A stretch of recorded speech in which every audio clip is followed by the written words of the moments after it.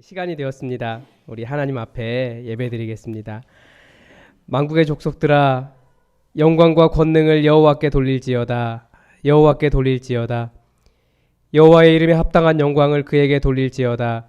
예물을 들고 그의 궁정에 들어갈지어다. 아름답고 거룩한 것으로 여호와께 예배할지어다. 온 땅이여 그 앞에서 떨지어다. 하나님은 영이시니 예배하는 자는 영과 진리로 예배할지니라. 아멘.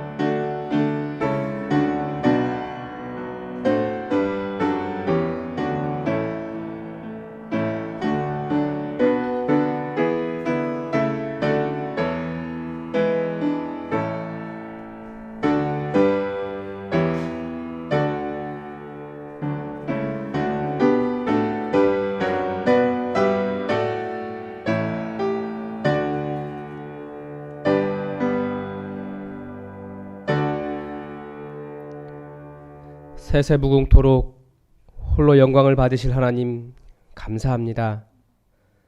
거룩한 주일에 성도들이 아버지의 지성소로 나아가 하나님께 영광을 돌리며 찬미를 드립니다.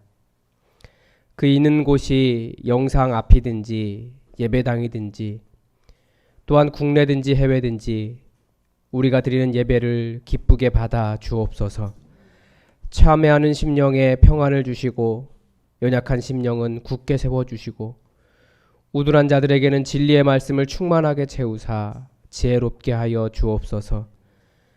오늘도 강단에 세우신 주의 종을 성령으로 충만케 하시고 들려주시는 설교를 통하여 낙심한 심령에는 신령한 위로가 넘쳐나게 하시며 고난과 슬픔을 당한 자는 능히 세상을 이길 수 있는 굳건한 믿음을 더하여 주옵소서. 우리의 예배를 받으시는 예수님의 이름으로 기원하옵나이다. 아멘. 다 함께 자리에서 일어나셔서 찬송가 29장 1절로 하나님 앞에 경배드리겠습니다.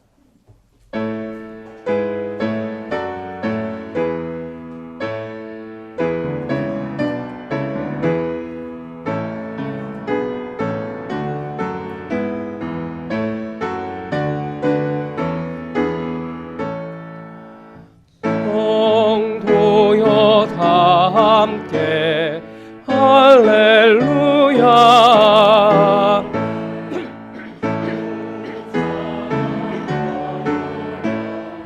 할렐루야. 아멘.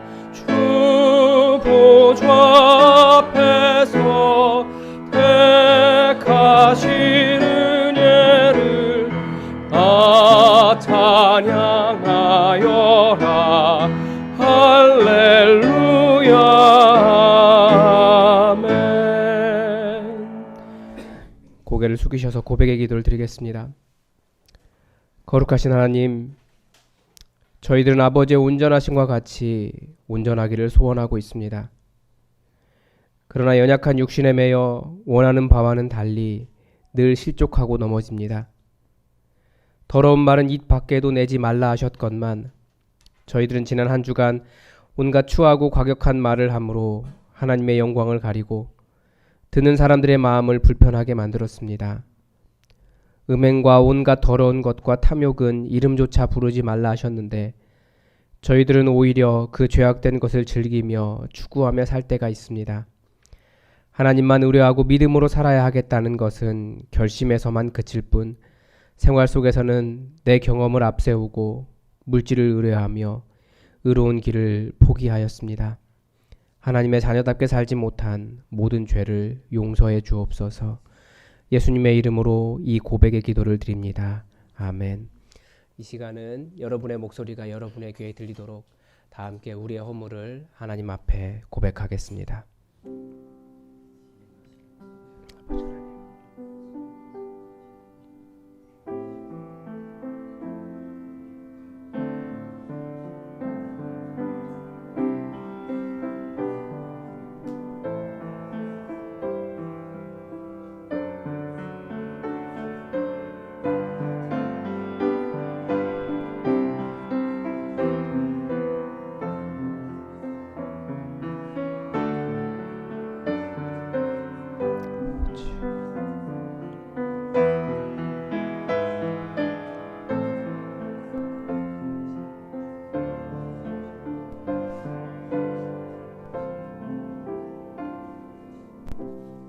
여기에 우리를 용서하시는 하나님의 말씀이 있습니다. 내 악이 제하여졌고 내 죄가 사하여졌느니라. 아멘. 다 함께 사도신경으로 우리의 신앙을 고백하겠습니다. 나는 전능하신 아버지 하나님 천지의 창조주를 믿습니다. 나는 그의 유일하신 아들 우리 주 예수 그리스도를 믿습니다. 그는 성령으로 잉태되어 동정녀 마리아에게서 나시고 본디오 빌라도에게 고난을 받아 십자가에 못 박혀 죽으시고 장사된 지 사흘 만에 죽은 자 가운데서 다시 살아나셨으며 하늘에 오르시어 전능하신 아버지 하나님 우편에 앉아 계시다가 거기로부터 살아있는 자와 죽은 자를 심판하러 오십니다. 나는 성령을 믿으며 거룩한 공교회와 성도의 교제와 죄를 용서받는 것과 몸의 부활과 영생을 믿습니다. 아멘. 이 시간은 교동문 36번으로 하나님의 말씀을 교독하겠습니다. 교동문 36번입니다.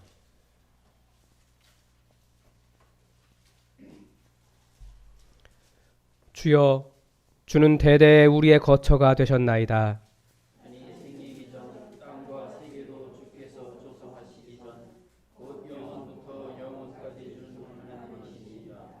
주께서 사람을 티끌로 돌아가게 하시고 말씀하시기를 너희 인생들은 돌아가라 하셨사오니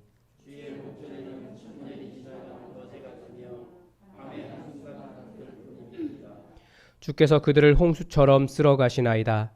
그들은 잠깐 자는 것 같으며 아침에 돋는 풀 같으니이다.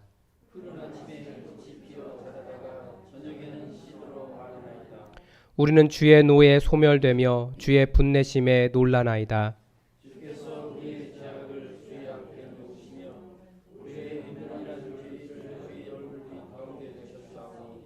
우리의 모든 날이 주의 분노 중에 지나가며 우리의 평생이 순식간에 다하였나이다.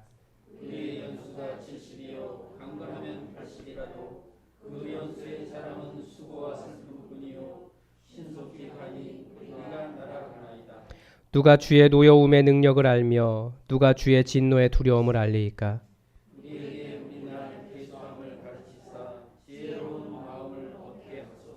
아멘. 다 함께 자리에 앉으시고 찬송가 79장 함께 찬양하겠습니다.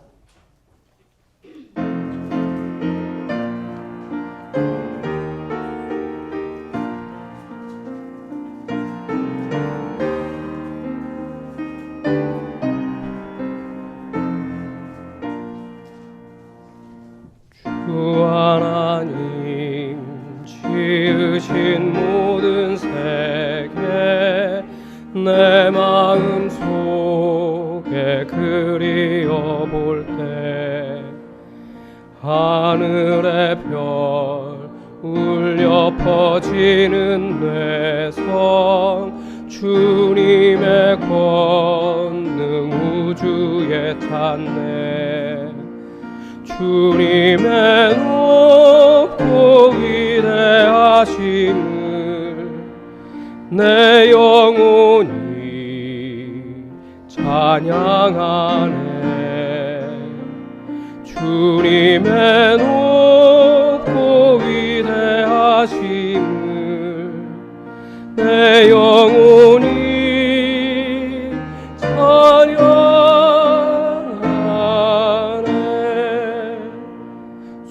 숲속이나 험한 산 골짜기에서 지저귀는 저 새소리들과 고요하게 흐르는 시냇물은 주님의 솜씨 노래하도다. 주님의 높고 위대하심을 내 영혼이 찬양하네. 주님의 높고 위대하심을 내 영혼이 찬양하네.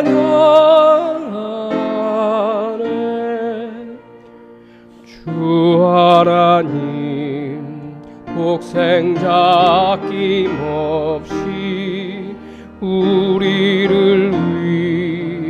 위해 보내주셨네. 십자가에 피 흘려 죽으신 주, 내 모든 죄를 대속하셨네. 주님의 높고 위대하심을 내 영혼이 찬양하네. 주님의 높고 위대하심을 내 영혼이 찬양하네.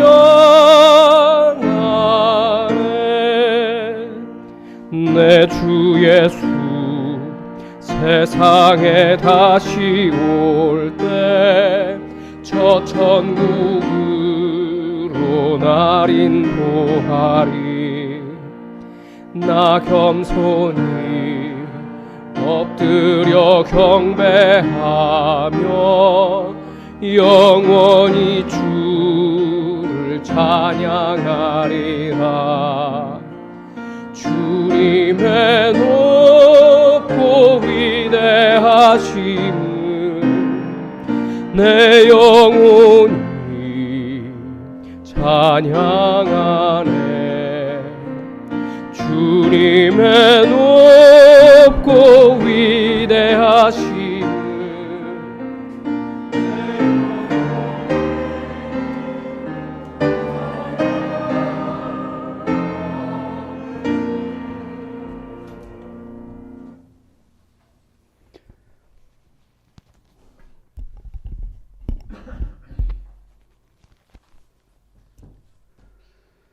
참 좋으신 하나님, 오늘 거룩한 주일 우리의 발걸음을 이끌어 주사 정결한 예배의 자리로 인도하여 주시니 진실로 감사와 영광을 돌립니다.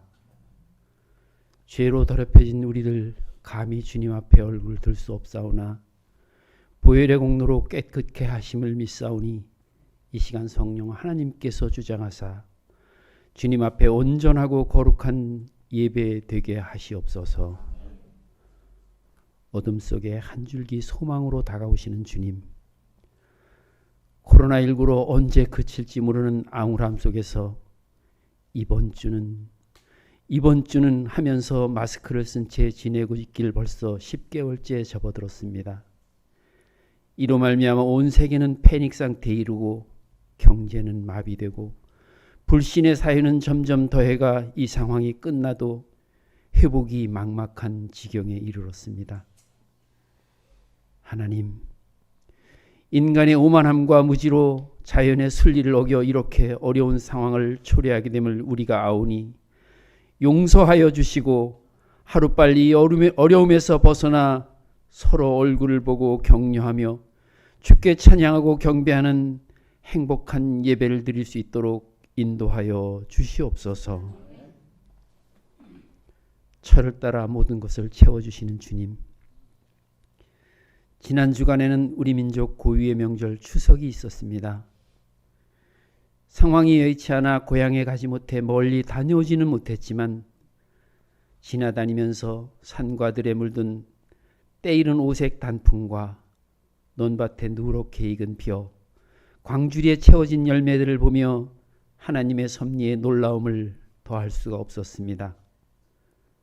하지만 하나님, 이 감사의 계절에 우리 주변에는 생활이 어렵고 말하고 싶어도 먹고 싶어도 기대고 싶어도 그 자리가 없어 어려움을 겪는 많은 이들이 있음을 우리가 알면서도 이제껏 나와 우리만을 생각하며 살아왔음을 고백합니다. 이제부터라도 추위와 굶주림 속에 있거나 코로나19로 절망 가운데 있거나 불신의 늪에서 공포의 포로가 된 자가 있거든 참된 자유를 찾을 수 있도록 우리가 먼저 돌보게 하시옵소서. 품안 교회를 통해 선을 이루시기를 원하시는 주님, 하나님의 말씀을 늘 묵상하며 우리들의 삶으로 써가고자 하는 마음으로 함께한 우리들의 초심이 오래오래 간직될 수 있도록 깨어 기도하며 말씀과 늘 함께 하시게 하시옵소서. 우리는 연약하여 자칫 시간이 지나다 보면 내 눈에 들보를 보지 못하고 불평과 불만으로 상대를 나보다 더 낮게 여길 때가 있습니다.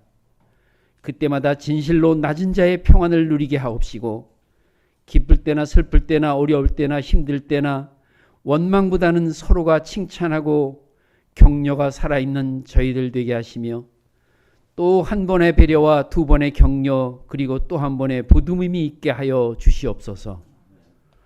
올 한 해를 마무리하는 마지막 남은 2달 교회 안에서는 추수감사주일과 항존직 임직식 등 여러 가지 일들을 하게 됩니다. 한 해 동안 많은 것을 주심에 감사할 수 있는 마음을 허락하시고 진정한 교회의 일꾼이 바로 설 수 있도록 모든 행사를 주님께서 주관하여 주시옵소서. 우리 교회 교육부를 위해서 기도합니다. 교육부서의 활동을 위해 기도로 간구하는 목소리를 들으사 귀한 공간을 예비해 주심에 감사드립니다. 그 공간에서 주의 말씀을 배우고 주의 자녀로 성장하는 거룩함이 계속 이어질 수 있게 하시옵고 또한 바라옵기는 그 학생들을 지도할 수 있는 전도사님도 하루빨리 보내주시어 귀한 말씀을 통해 주의 자녀들에게 하늘의 지식과 지혜로 채우사 뜻한 바를 이루게 하시옵소서. 주님, 소명으로 감당하는 주의 종 최철규 담임 목사님에게 영육간의 강건함을 허락하시옵고 힘들고 어려운 길임에도 주의 길을 걷는 목사님을 통하여 어린 양들에게 진정한 크리스찬의 삶과 영의 양식을 먹게 하옵시고 오늘도 또한 주시는 귀한 말씀으로 골수를 쪼개고 우리의 마음판에 새기워져 온전한 하나님의 나라를 맛보게 하여 주시옵소서.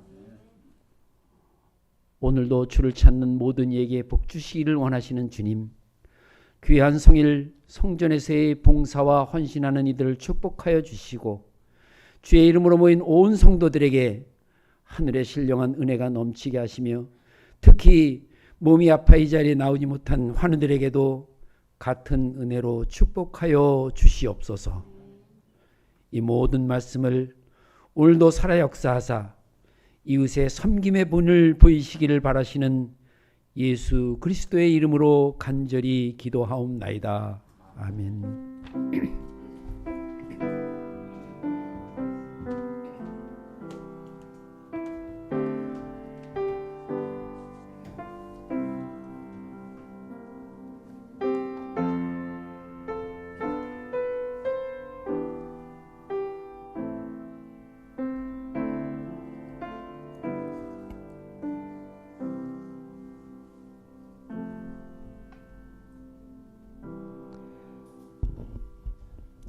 네, 교회 소식 말씀드리겠습니다. 여러분 명절 중이지만 오랜만에 만난 것 같은 그런 기분이 듭니다. 여러분 서로를 바라보시면서 반갑게 인사해 주시기 바랍니다. 잘 오셨습니다. 네, 환영합니다. 네. 이 코로나 감염 사태가 계속되고 있기 때문에 여전히 방역 수치 잘 지켜서 우리 안전하게 예배드릴 수 있도록 계속 노력했으면 좋겠습니다. 그래서 마스크 꼭 착용해 주시고 열이 있거나 감기 증상이 있으면 집에서 온라인으로 예배를 드리시면 좋겠습니다. 그리고 이 계속 우리 예배를 이 예방을 위해서 이 예배당에서 진행되는 예배 1, 2부 모든 예배를 전부 실시간으로 유튜브를 통해서 중계하고 있습니다. 실시간 예배 유튜브 주소는 유튜브에서 예수품안교회 채널을 검색하시면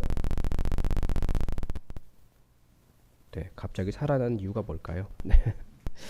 네.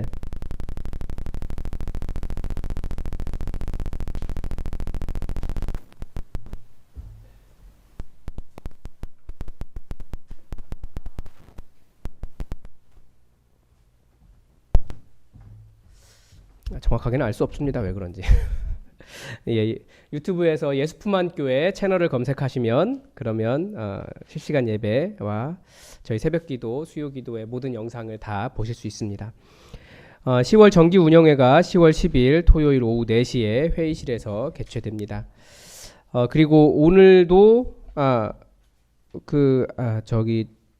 코로나 바이러스 때문에 여러분 청소 잘 감당해 주시기 바랍니다. 10월 10일 청소 담당자 확인해 주시고요. 지난주에 우리 권경택 집사님과 김현경 집사님께서 교회에 등록하셨습니다. 여러분 연락하시고 또 환영해 주시고 그렇게 우리의 한 식구로 맞아 주시기 바랍니다. 그리고 오늘은 오세훈 장로님 퇴직을 감사하면서 오세훈 장로님과 박미아 권사님께서 떡을 내셨습니다. 그래서 가실 때 받아가시고 우리 장로님 퇴직하시고 교회 전념하시겠다고 그런 결단이라고 생각을 하겠습니다. 네, 여러분 함께 축하해 주시기 바랍니다. 그리고 가실 때 또 오늘은 가지가 작년에도 한번 그랬던 것 같은데 올해도 가지가 이렇게 풍성하게 누가 주셨냐면 김드경 집사님께서 주셨습니다. 여러분 또 가실 때 하나씩 가져가시기 바랍니다. 우리 함께 하나님의 말씀을 보겠습니다. 오늘 우리에게 주신 하나님 말씀은 마가복음 8장 14절에서 21절의 말씀입니다. 마가복음 8장 14절에서 21절까지의 말씀입니다. 우리 하나님의 말씀을 다 함께 받들어 읽겠습니다. 제자들이 떡 가져오기를 잊었음에 배에 떡 한 개밖에 그들에게 없더라. 예수께서 경고하여 이르시되 삼가 바리새인들의 누룩과 헤롯의 누룩을 주의하라 하시니 제자들이 서로 수군거리기를 이는 우리에게 떡이 없음이로다 하거늘 예수께서 아시고 이르시되 너희가 어찌 떡이 없음으로 수군거리느냐 아직도 알지 못하며 깨닫지 못하느냐 너희 마음이 둔하냐 너희가 눈이 있어도 보지 못하며 귀가 있어도 듣지 못하느냐 또 기억하지 못하느냐 내가 떡 5개를 5,000명에게 떼어 줄 때에 조각 몇 바구니를 거두었더냐 이르되 12이니이다 또 7개를 4,000명에게 떼어 줄 때에 조각 몇 광주리를 거두었더냐 이르되 7이니이다 이르시되 아직도 깨닫지 못하느냐 하시니라. 아멘. 우리 찬송 다 함께 일어나셔서 찬송가 488장을 부르시면서 우리 말씀을 주신 하나님 앞에 감사드리겠습니다.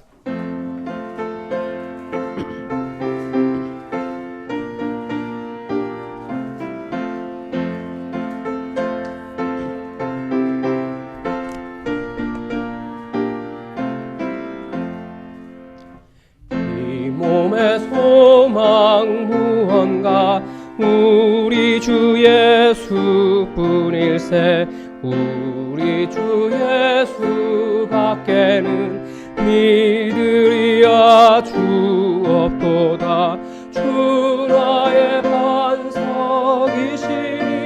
그 위에 내가 서리라 그 위에 내가 서리라 무섭게 바람 부는 밤 물결이 높이 설렐 때 우리 주 크신 은혜에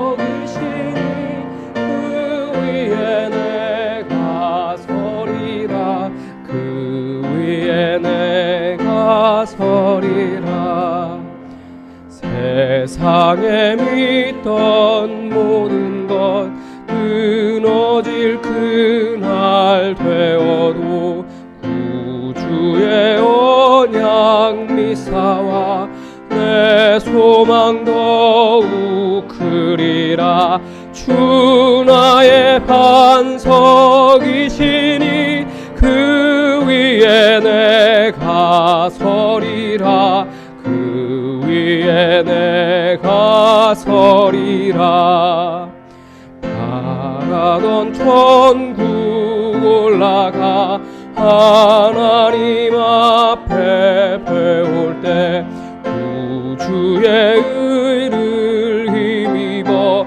어여시 바로 서리라 주 나의 반석이시니 그 위에 내가 서리라 그 위에 내가 서리라.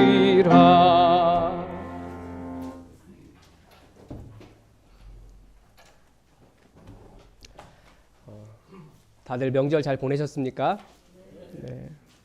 저도 추석 당일에 어머님을 뵙고 왔습니다. 이번에는 안 가는 것이 효도라고 해서 저도 가지 않으려고 하다가 뭐 보니까 뵌지 오래됐더라고요.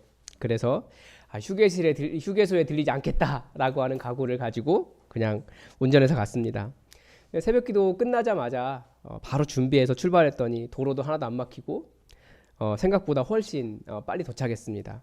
그리고 올 때도 보니까 이번에는 확실히 좀 이동을 덜 하신 것 같아요. 전국적으로 한 30분 정도 늘어나긴 했지만 뭐 역시 그렇게까지 많이 막히지는 않았습니다.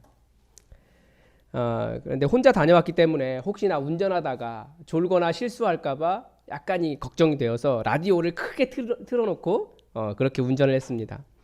근데 라디오를 듣는데 재밌는 내용들이 많이 있더라고요. 좋은 노래도 많이 나오고. 그런데 문제는 이 운전을 하면서 이렇게 이동을 하니까 이게 점점 주파수가 약해지는 거예요. 그 주파수에서 깨끗하게 들리던 소리가 시간이 지날수록 지역을 이동할수록 잡음이 들리기 시작합니다. 그리고 나중에는 잡음이 심해지더니 나중에는 아예 안 들리기 시작하는 거예요. 그래서 같은 채널을 무슨 내용이 궁금하잖아요. 거기서 말하는 사연이나 이야기들이. 같은 채널을 계속 찾다가 결국 포기했습니다. 안 되더라고요. 그래서 그냥 잘 들리고 깨끗하게 들리는 라디오 채널을 계속 들으면서 갔습니다. 그래서 라디오 DJ의 이야기를 다 듣거나 뭐 음악을 끝까지 못 들은 경우도 있었습니다. 뭐 제가 왜 그런지 뭐 기술적인 부분을 정확하게 알지 못하지만 제가 알기로는 이 라디오 주파수를 송신해주는 기지국이 달라지면 산 위에 있는 기지국이 달라지면 이 주파수도 달라지는 걸로 알고 있습니다. 그래서 이 주파수라는 것도 결국 소리이기 때문에 멀어지거나 아니면 장애물이 많아지면 잘 안 들리게 되는 거죠. 그래서 라디오 주파수도 이렇게 막히거나 멀어지면 안 들리는 게 정상인 겁니다. 그런데 커뮤니케이션 이론에서 이런 라디오의 특성, 이런 주파수의 특성을 그대로 인용을 해서 그런 이야기를 합니다. 제가 용어들은 다 잊었는데요. 뭐 이렇게 보내는 송신 쪽, 뭐 젠더 말고도 뭐 이렇게 뭐 그 네덜란드인가 뭐 어느 나라 말로 아무튼 있었던 것 같아요. 어떤 매체를 통해서 그러니까 송신을 말을 하는 사람이 이게 발신자죠, 송신이죠. 어떤 매체를 통해서 이 매체는 그 메시지를 전달하는 도구 아닙니까? 매체를 통해서 메시지를 전달하는데 수신자에게 정확하게 전달이 안 되는 일이 발생합니다. 뭐 여러 가지 이유가 있는데 메시지를 담아내는 매체가 잘못되었거나 아니면 메시지가 중간에 누락되었거나 혹은 요즘은 받아들이는 사람이 어떻게 해석하느냐에 따라서 이게 달라진다. 요즘은 받아들이는 사람, 그 해석하는 사람의 그 해석을 더 존중하기도 합니다. 그래서 요즘은 A라고 말을 했는데 중간에 잘못돼서 B라고 전달이 돼도 그 사람의 해석이 맞다라고 요즘 세상에는 이야기합니다.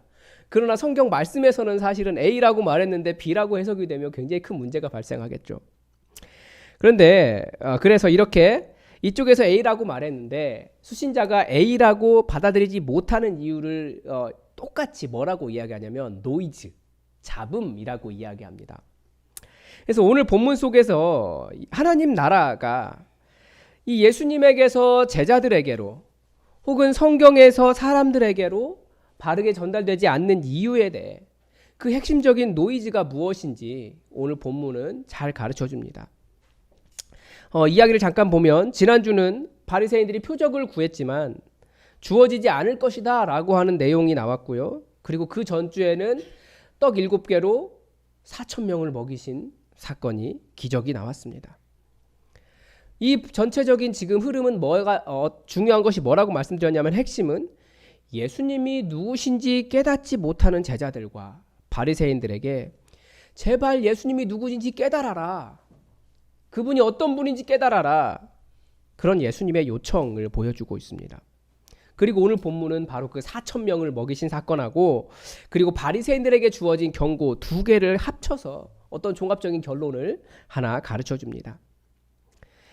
지난주 본문의 마지막에서 예수님께서 배를 타고 갈릴리를 떠나셨는데 그런데 제자 중에 누구도 이 남은 광주리 4,000명이 먹고 남은 게 몇 광주리였죠?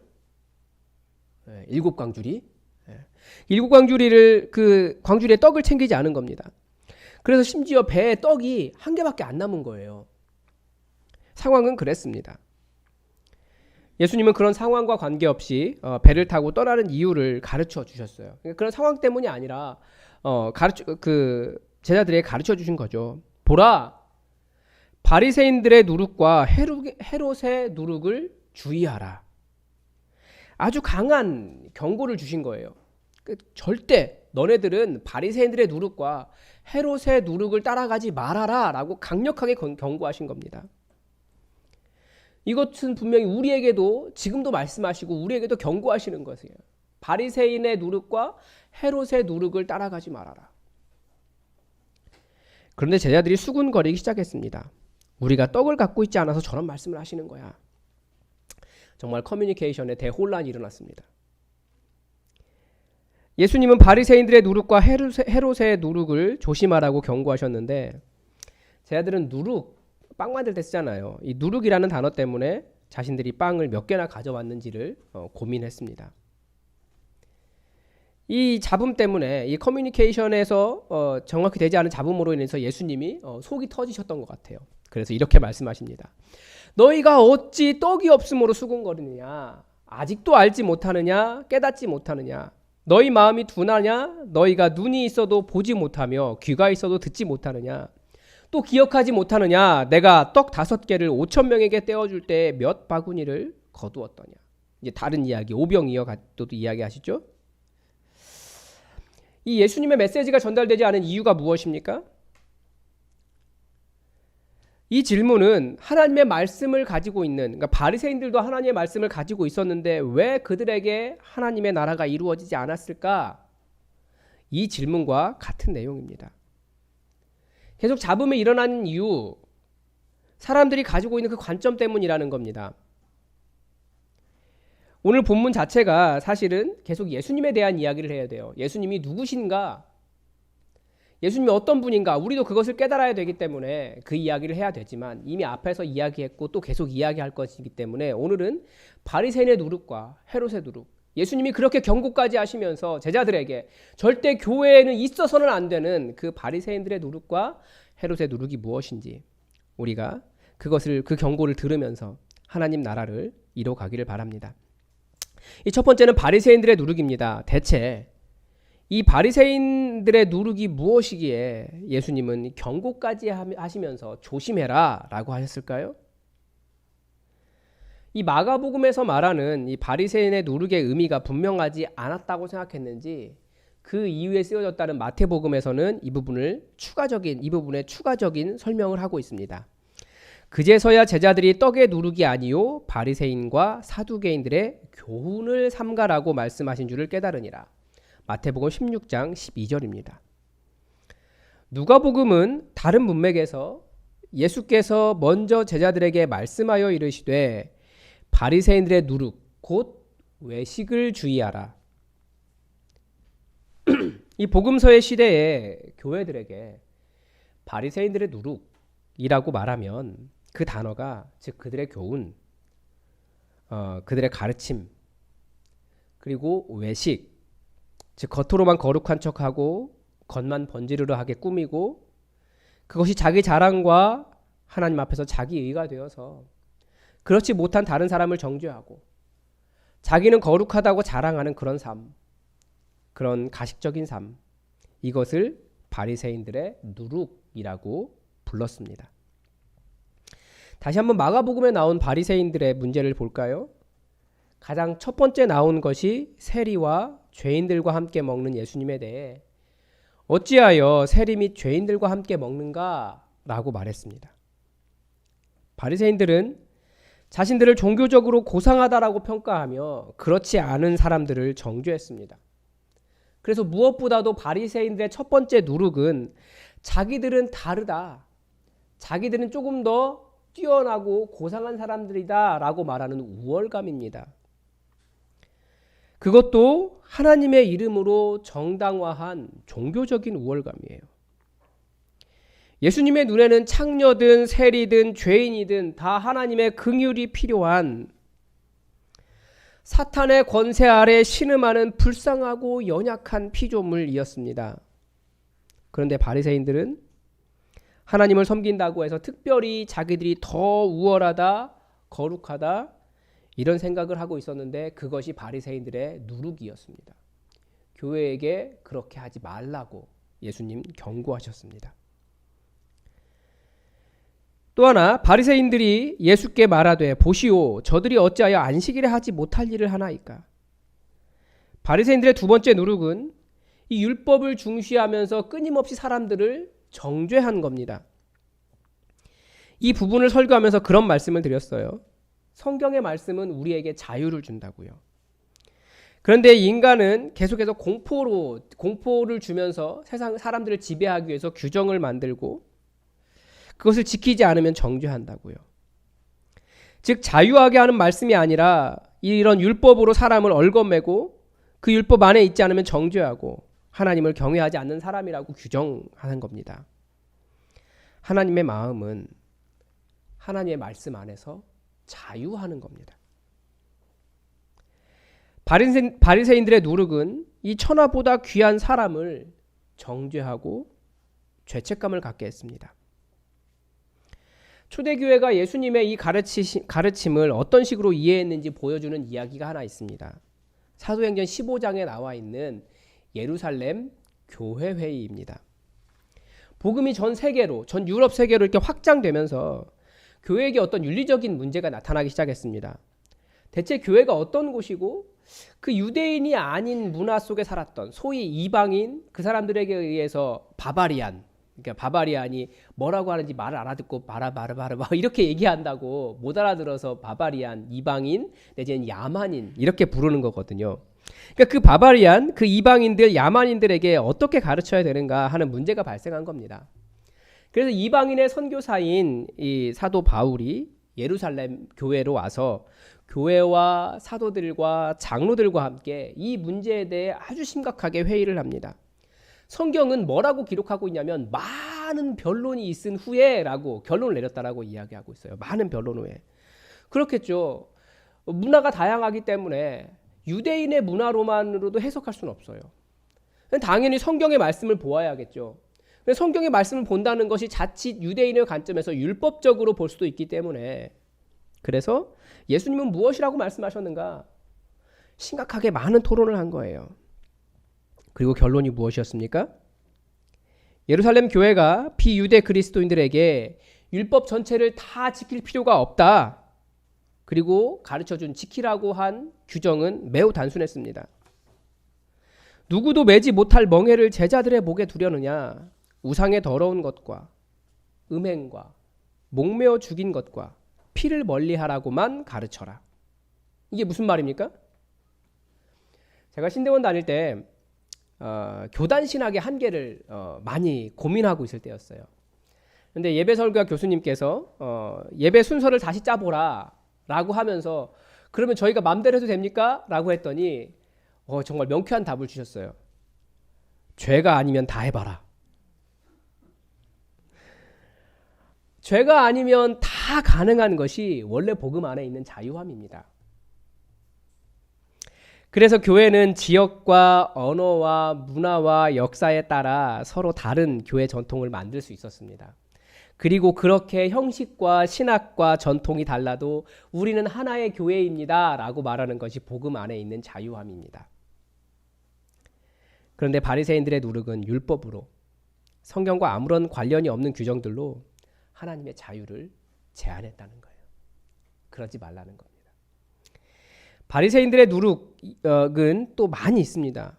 또 하나 예수님께서 말씀하신 것이 이 먹는 것이 사람을 거룩하게 한다고 가르쳐서 먹을 것과 먹지 못할 것을 구분했고 그것을 통해서 사람을 거룩하다, 거룩하지 않다 그런 평가를 했습니다. 물론 출애굽기에 정한 음식과 부정한 음식이 나와 있습니다.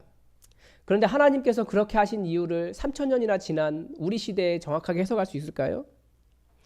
오히려 말씀이 가르쳐주는 것은 종교적인 거룩과 부정함이 아니라 그거 자체가 거룩하고 부정한 것이 아니라 그거 먹으면 죽는다예요. 대표적인 것이 뭐냐면 그 뜨거운 지역에서 양 잡아놓고 3일 뒤에 먹으면 어떻게 됩니까?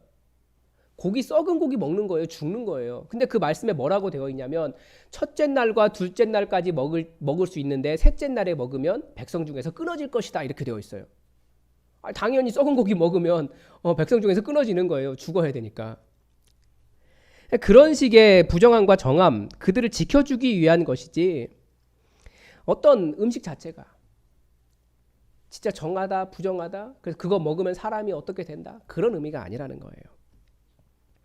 대표적으로 한국 교회는 이게 가장 치열한 문제 같아요. 술 먹으면 부정한 사람 취급합니다. 그런데 어떤 목사님이 강의 중에 그런 말씀을 하시더라고요. 믿지 않는 사람들 전도하는데 이 술을 마시지 않고 어떻게 믿지 않는 사람들과 대화할 수 있겠냐고. 남자 성도들 이야기하는 거예요. 그러니까 남자들의 속마음을 듣고 그들이 우는 것을 볼 수 있겠냐고. 그게 맨정신으로 되는 줄 아냐고. 그래서 술에 대해서 다시 한번 좀 생각해 봐야 된다고. 이분이 합동 측 목사님이신데 굉장히 과격한 주장을 하신 거예요. 합동 측에서 멀쩡하신지 모르겠어요. 여러분에게 술을 드시는 것에 대해서 술을 즐기시라고 제가 자유를 드리기 위해서 드리는 말이 아니에요. 저는 술을 전혀 마시지 않아요. 그리고 여러분에게도 여전히 마시라고 절대 말하는 게 아닙니다. 그러나 전도를 위해서 우리가 불필요한 정죄를 할 필요가 없다라는 거예요. 은혜 받으면 끊어지는 게 술이에요. 은혜 받으면 끊어지는 것이 죄예요. 은혜 받으면 끊어지는 것이 거룩하지 않은 습관들은 다 끊어집니다. 그런데 우리는 이미 바리새인들의 누룩으로 교회에 들어올 수 없도록 그들에게 큰 담을 세우고 있는 거예요. 또한 우리 사회가 술에 너무 관대한 문제도 있죠. 그렇지만 교회가 예수 그리스도의 복음을 전하는 일보다 바리새인들의 누룩에 훨씬 더 관심을 갖고 있는 겁니다. 우리가 예수 믿기 때문에 더 거룩하고 고상한 사람인가요? 그런 생각이 바리새인들의 누룩입니다. 그것과 관계없이 얼마든지 우리도 음란하고 죄악으로 가득 차 있고 또 욕심대로 살고 절제할 줄 모르고 하나님과 관계없이 살 수 있습니다. 죄인됨이 똑같아요. 내면의 변화가 없는데도 우리는 각종 규정으로 우리의 죄책감을 없애려고 합니다. 법을 지켰기 때문에 죄가 없다고 생각하는 것이 바리새인들의 누룩이에요. 음식으로 사람을 평가하고 거룩과 부정을 나누는 것도 바리새인들의 누룩입니다. 사람 자체가 문제인 거예요. 예수님께서 바리새인들의 누룩을 주의하라라고 말씀하셨습니다. 주의 수준이 아니라 경고하셨습니다. 그런 우월감과 비교와 분리를 통해서는 우리의 거룩함이 이루어지는 것도 아니고 하나님 나라가 이루어지는 것도 아닙니다. 예수님께서 경고하신 또 다른 누룩은 헤롯의 누룩입니다. 이 평행본문인 마태복음 16장 11절은 이 부분을 사두개인의 누룩으로 바꾸고 있습니다. 이 마가복음과 마태복음에서 예수님의 대적에 대한 차이를 보면 이 마가복음은 사두개인에 대해서는 딱 한 번 나와요. 그리고 그 사두개인이 들어갈 자리, 마태복음에서 사두개인을 집어넣은 자리에는 다 헤롯을 집어넣고 있습니다. 그러니까 반대로 마태복음은 예수님의 대적으로서의 헤롯은 별로 나오지 않고 대신 사두개인들이 나옵니다. 초대교회 시절에 이 헤롯의 누룩과 사두개인의 누룩은 큰 차이가 없었던 겁니다. 왜 그럴까요? 이 사두개인들의 특징을 보면 알 수 있어요. 복음서에서 그리고 사도행전에서 사두개인들의 특징을 뭐라고 이야기하냐면 부활을 믿지 않는 자들이다 라고 가르쳐 줍니다. 그런데 외부 역사는 조금 다른 이야기를 한 가지를 더 해줍니다. 그게 뭐냐면 말라기 이후에 예수님 오시기까지 우리 성경이 말해주지 않는 이스라엘 역사가 있습니다. 알렉산더 대왕이 그 유대 땅을 점령을 해요. 그래서 이스라엘 전체가 한번 그리스풍이 한번 만들어집니다. 그래서 뭐 김나지움 같은 거 만들어지고 사람들이 그리스 복장으로 입고 다니고 그래서 그것을 경고하는 내용도 나오고 뭐 그런 일이 있고요. 그리고 그리스 문화 자체가 워낙 다신이잖아요. 신화가 발달해 있잖아요. 그러니까 성전에 막 신상들을 세운 거예요. 그런 역사도 있었고 그 다음에 로마에 의해서 지배를 받았습니다. 예수님 시대는 로마 지배죠. 그러니까 로마가 지배하면서 로마도 역시 다신교 사회였기 때문에 군인의 깃발이 성전에 막 세워지고 이러니까 유대인들이 참을 수가 없었던 거예요. 그래서 정말 열심인 유대인들이 성전을 지키기 위해서 여호와의 이름을 지키기 위해서 우상 숭배를 막아내기 위해서 많은 봉기가 일어났습니다. 곳곳에서. 그래서 로마 정부의 고민은 항상 뭐였냐면 유대인들이 봉기하지 않는 거예요. 유대인 봉기가 일어나지 않도록, 독립운동이 일어나지 않도록 막는 것이 그 사람들의 관심이었습니다. 몇 번의 독립운동이 있었는데 그 결과가 어떻게 되었을까요? 유대인들이 정말 많이 죽었습니다. 성공을 못했어요. 이런 정치적인 혼란 속에서 사두개인들이 시작이 됐습니다. 사두개인들을 마가복음에서 헤롯의 누룩이라고 부를 정도로, 그러니까 이 사두개인들은 일종의 어용 종교인이었습니다. 즉 이스라엘을 점령하고 있었던 로마 정권의 편에 서서 사람들에게 로마 정부의 말에 순종하는 것이 곧 하나님에게 순종하는 것이다 라고 가르치면서 로마 정권이 주는 부와 권력을 누린 유대교 분파가 바로 이 사두개인들이었습니다. 로마 정권은 사두개인들의 종교적인 권력을 이용해서, 그 영향력을 이용해서 유대 지역에 반란이 일어나는 것을 막을 수 있었어요. 헤롯의 누룩이 무엇입니까? 이 정치 권력에 붙어서 자신의 이익과 권력과 안위를 누리려고 하는 마음이 이 헤롯의 누룩입니다. 그러니까 지금 왜 사두개인과 헤롯이 이렇게 같이 나오는지 알겠죠? 역사적으로 교회가 그런 죄가 많이 있어요. 이런 문제를 이야기할 때마다 러시아 혁명, 러시아 볼세비키 혁명을 이야기하잖아요. 당시에 러시아 정교회의 문제를 이야기합니다. 힘없고 가난한 사람들이 재판에서 부당하고 억울한 판결을 받는데도 그 옆에서 러시아 정교회 사제가 화려한 옷을 입고 지팡이 딱 들고 이 판결은 하나님께서 하신 것입니다 라고 꽝꽝꽝 때려주고 그렇게 권력의 편에 들어서 서 있었습니다. 그러면서 자기들이 교회 회의할 때 한 논의는 뭐냐면 그 사제의 옷에 보석을 몇 그램짜리를 달아야 되느냐, 이런 것이 교회 회의의 주제였습니다. 그게 말이 됩니까? 얼마나 타락하고 얼마나 부패했는지를 잘 가르쳐 줍니다. 그래서 러시아 혁명 당시에, 그 공산혁명 당시에 사람들이 얼마나 많은 사제들을 다리 밑으로 던져버렸는지 모르겠어요. 이런 이야기를 하면 거봐, 공산주의는 교회와 함께 할 수 없어, 이렇게 말하겠지만, 그래서 북한을 미워해야 된다, 이렇게 말하는 분들도 계시겠지만 그렇게 단순한 문제가 아니라는 거예요. 공산주의가 종교를 싫어해서라기보다 이 타락한 종교에 대한 증오가 러시아 공산혁명의 동력 중에 하나였다는 겁니다. 너무 싫었다는 거예요.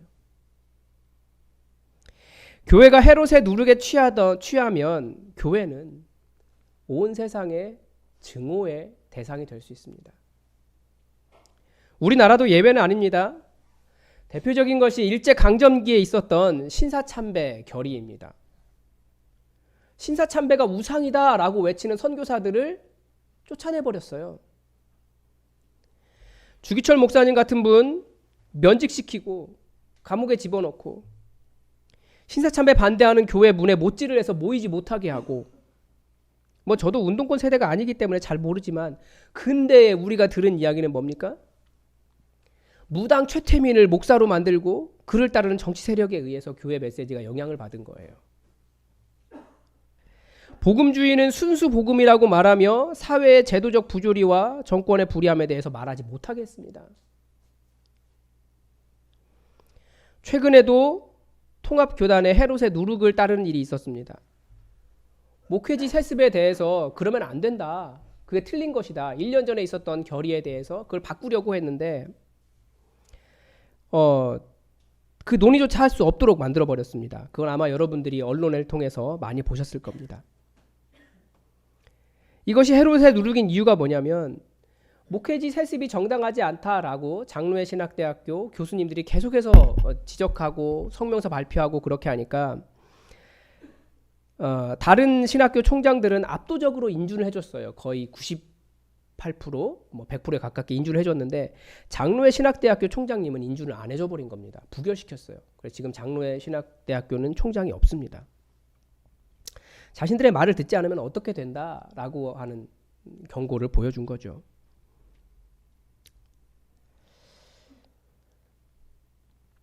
복음이 이 종교적인 관점 때문에 바리새인들의 누룩이죠.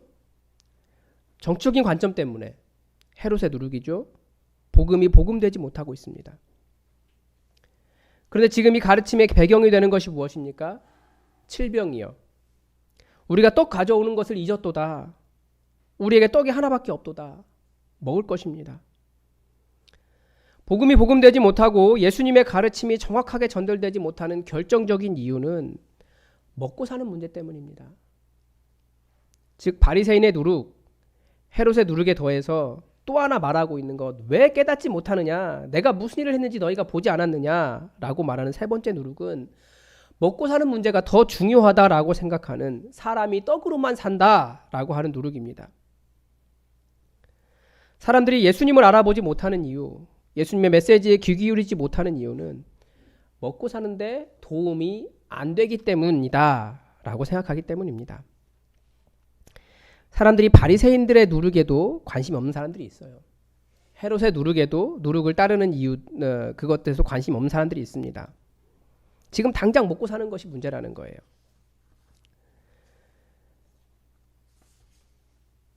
또는 먹고 사는 문제 때문에, 지금 당장 먹고 사는 문제 때문에 사람들이 신앙이 약해지기도 하고요. 길거리에 지나다니는 많은 사람들을 보십시오. 아무리 예수님 전해라고 해도 다들 생계를 위해 바쁘게 살아갑니다. 또 어떤 사람들은 아무런 관심이 없습니다. 열심히 사시는 분들을 정죄하려고 하는 것이 아닙니다. 예수님과 자신의 삶의 관계가 없다라고 생각하는 것이고 떡이 나오지 않는다라는 거죠. 그런데 예수님은 뭐라고 말씀하십니까? 사람이 떡으로만 사는 것이 아니라 하나님의 입으로부터 나오는 모든 말씀으로 살 것이라. 제자들조차도 이것을 깨닫지 못했어요. 보았으면서도, 먹었으면서도 깨닫지 못해서 서로 수군거리며 우리에게 떡이 없어서 예수님께서 저렇게 무섭게 경고하시나 봐 착각했습니다. 예수님은 보리떡 2개로도 5,000명을 먹이시고 떡 7개로도 4,000명을 먹이셨습니다. 예수님은 우리가 누구 때문에 살아갈 수 있는지, 예수님 때문에 살아갈 수 있다라는 것을 분명히 보여주셨습니다. 예수님은 그 누구보다도 우리의 삶에 가장 가까이 계시는 하나님이십니다. 사람은 예수님 때문에 삽니다. 예수님은 우리를 살게 하시는 하나님이십니다. 말씀 마치겠습니다. 세상 사람들은 다들 자기가 중요하다라는 것을 위해 살아갑니다. 교회 안에 있는 사람들에게 중요한 것은 무엇입니까? 하나님의 뜻이에요. 그래서 다들 거룩하신 하나님의 뜻을 따라 자신도 거룩하기를 바랍니다. 맞습니다. 우리 주님께서 우리에게 거룩함을 요청하셨습니다. 요구하셨습니다. 그런데 종교적인 입장에서 거룩은 사실 바리새인들의 가르침에 더 가깝습니다. 그러나 예수님은 그런 사람에 대한 사랑이 빠져 있는 그 긍휼 없는 그런 거룩은 바리새인들의 누룩이다. 조심하라고 경고하셨습니다. 또 교회 바깥에 있는 사람들에게는 무엇이 중요합니까? 권력을 갖고 위로 올라가는 겁니다. 또 먹고 사는 것의 문제입니다. 그것을 위해 어떤 일을 하기도 하고 어떤 일에 열정을 갖기도 하고 어떤 일을 하지 않기도 합니다. 혹은 하나님을 이용하기도 합니다. 그리고 교회도 그렇게 헤롯의 누룩에 빠질 때가 있습니다. 그것이 맞는 것처럼 보이거든요. 그러나 하나님이 그 사람들이 원하는 헤롯의 자리를 위해 이용되기 시작하면 그 길은 예수님의 길이 아닙니다. 예수님은 우리에게 그런 것을 요구하지 않으셨습니다. 오히려 조심하라고 그렇게 말씀하셨습니다. 또한 이 모든 문제가 먹고 사는 문제라고 생각을 합니다. 먹고 사는 것 중요한 건 맞습니다. 그러나 우리가 살아가는 진짜 이유는, 살아갈 수 있는 진짜 이유는 바로 예수 그리스도 우리 주님 때문입니다. 그분은 먹이시는 분이시고 치유하시는 분이시고 가르쳐 주시는 분이시고 우리와 함께 하시는 하나님이십니다. 예수 그분에게 우리의 생명이 있습니다. 예수 그분을 의지하며 예수 그분을 따르는 사람마다 영원한 생명을 얻게 될 겁니다. 진정한 생명의 주인 앞으로 매일매일 나가시기 바랍니다. 기도하겠습니다. 예수님은 우리에게 하나님의 나라를 가르쳐 주셨지만 우리는 우리의 생각과 우리의 관점과 우리에게 중요하다고 생각하는 것으로 끊임없이 그 메시지를 왜곡하며 우리가 원하는 것만 취하려고 합니다. 하나님, 우리가 주의 말씀을 잘 들어 우리에게 있는 누룩이 무엇인지, 특히 교회가 경계해야 될 주님께서 가르쳐 주신 누룩이 무엇인지 잘 깨달아 알게 하셔서 바리새인의 누룩도 헤롯의 누룩도 지금 당장 먹고 사는 것이 전부다라고 생각하는 누룩도 다 버리게 하시고 진정한 생명의 주인이신 예수님 앞으로 나아가게 하시며 예수님이 누구신지 그 은혜를 깨달아 알 수 있도록 우리와 함께하여 주시옵소서. 우리의 관심을, 우리의 생각을, 우리의 마음을 주장하여 주시옵소서. 주께서 은혜 주시며 역사하시기를 간절히 원하오며 예수님의 이름으로 기도합니다. 아멘. 우리 다 함께 찬송가 459장으로 말씀을 주신 하나님 앞에 감사드리겠습니다. 459장입니다.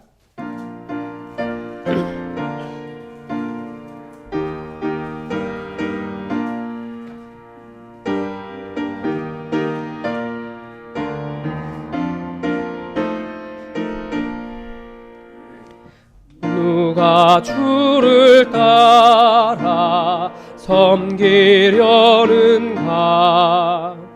누가 죄를 떠나 주만 따를까? 누가 주를 섬겨 남을 구할까? 누가 주의 뒤를 따라가려나? 부르심을 받아 주의 은혜로 주를 따라가네. 주만 따르네. 세상 영광 위에 따름 아니요 그 신사랑이네. 주만 따르고 주가 내려주신 은혜 힘입어 주의 뒤를 따라 힘써이 가네. 부르심을 받아 주의 은혜로 주를 따라가네. 주만 따르네. 환난 핍박 많고 원수 강하나 주의 용사 더욱 힘이 강하니 누가 능히 이겨 넘어뜨리랴. 변함없는 진리 승리하리라. 기쁜 찬송하며 주의 은혜로 주를 따라가네. 주만 따르네. 우리 다 함께 일어나셔서 찬송가 50장 1절을 부르시면서 하나님 앞에 예물 드리겠습니다.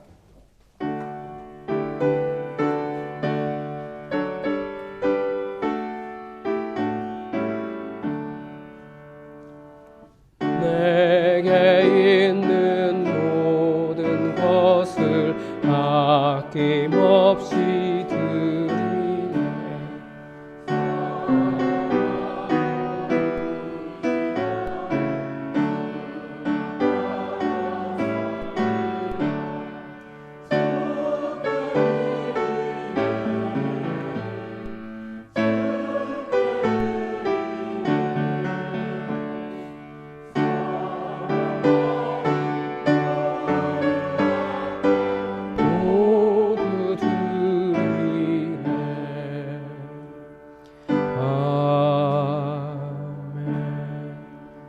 드리신 예물 위해 기도하겠습니다. 하나님, 이 코로나 바이러스를 지나는 우리의 상황과 형편을 그 누구보다도 아버지께서 잘 아시는 줄 압니다. 그러나 아버지 앞에 나오면 구원이 있고 아버지 앞에 나오면 하나님의 역사가 있기에, 하나님 나라 있기에 주님의 긍휼을 의지하며 아버지 앞으로 나왔습니다.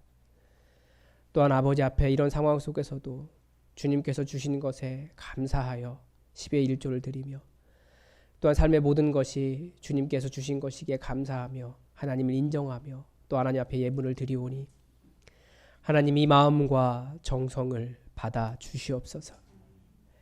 약속하신 대로 하늘 문을 여시고 우리에게 쌓을 곳이 없도록 가득가득 부어주시며 하나님의 자유가 우리에게 넘쳐나게 하여 주시옵소서.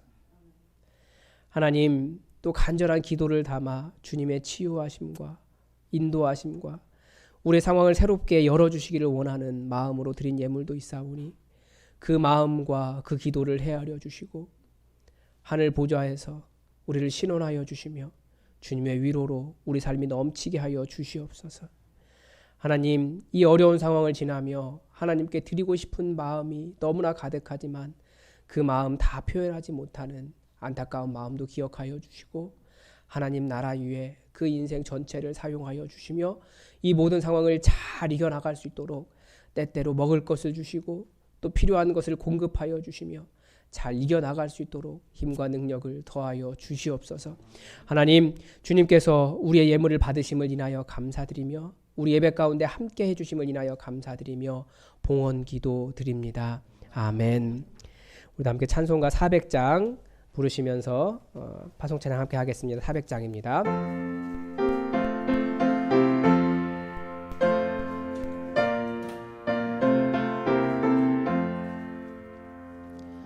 험한 시험 물속에서 나를 건져주시고 모한 풍랑 지나도록 나를 숨겨주소서. 주여 나를 돌보시사 고이 품어주시고 험한 풍파 지나도록 나를 숨겨주소서. 권세 능력 무한하사 모든 시험 이기고 풍랑까지 다스리는 주님 앞에 비오니 주여 나를 돌보시사 고이 험한 풍파 지나도록 나를 숨겨주소서. 죄악길에 빠진 이 몸 캄캄한데 헤매며 부르짖는 나의 원 들으소서 주여 나를 돌보시사 고이 품어주시고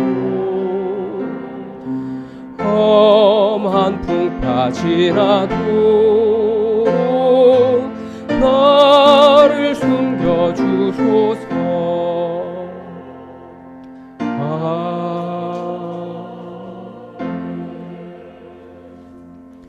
지금은 우리에게 먹을 것과 입을 것과 안전한 처소가 되시는 임마누엘 우리 주 예수 그리스도의 은혜와 우리를 너무나 사랑하셔서 이 땅에 하나님 나라 가르쳐 주신 우리 성부 아버지 하나님의 그 크신 사랑과 이곳에 오셔서 하나님의 살아계심을 더 많이 느끼며 전능하신 하나님 의지하며 예수님 누구신지 깨달아 알아가는 이곳에 고개 숙인 모든 주님의 백성들 머리 위에 또한 어떠한 형편과 상황 속에서도 주님께 온전한 예배 드리기를 원하여 온라인 앞에 모여있는 주님의 백성들 머리 위에 지금부터 영원히 함께 하시기를 간절히 축원하옵나이다. 아멘.